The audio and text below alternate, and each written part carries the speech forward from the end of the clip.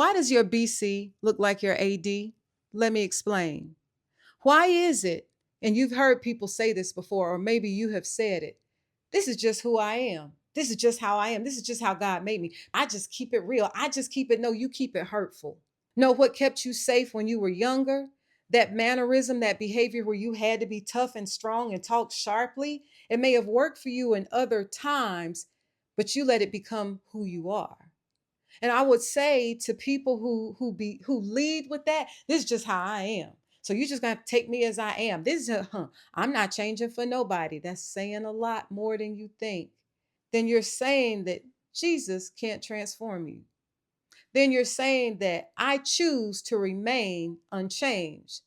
Then you make of no effect the scriptures that say, be ye transformed by the renewing of your mind.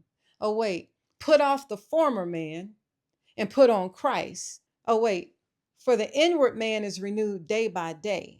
Oh, wait, give me a clean heart and renew the right spirit within me. Renew the right spirit means you have a choice. So you're saying, I am who I am, and that's just, I've always been this way, and I'm not going to change for nobody. You're staunch in a rebellious attitude. That's rebellion. Because now you're saying that I don't even allow God to change me.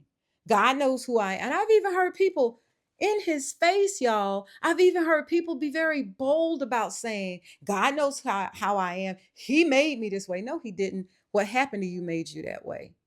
And you're holding on to it because you felt safe when you behaved that way then. It's the leaven that has permeated your entire being.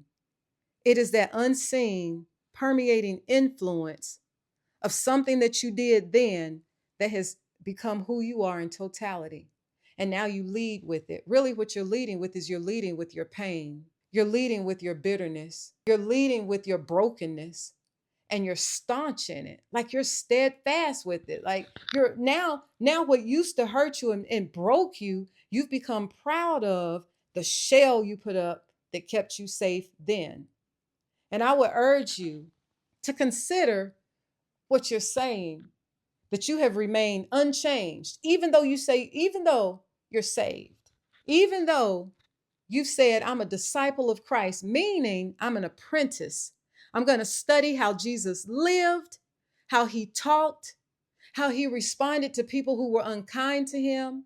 So if there's still some people in your life that when you see them, and it's on sight, when you see them, you're triggered. You feel something in your body. You remember what happened then, and you respond to them out of what happened then. I would say you and God may need to have a discussion, because how is it possible that you have truly encountered Christ with a willing heart, with the soil of your heart being prepared as it should be, that you have that decision? Because Isaiah says that they have closed their eyes, lest they see and understand, and I heal them. So if you're still walking around saying this is just who I am, and the who you are right now is the same who you were before Christ, if your BC is the same as your AD, yeah, I don't know. I don't know what Bible you're reading that says you should be able to stay unchanged forever and be proud of it. I don't know what Bible verses you found that support that thinking. So what are you really saying then? I mean, so are you saying you don't believe the Bible? Are you saying God can't change you?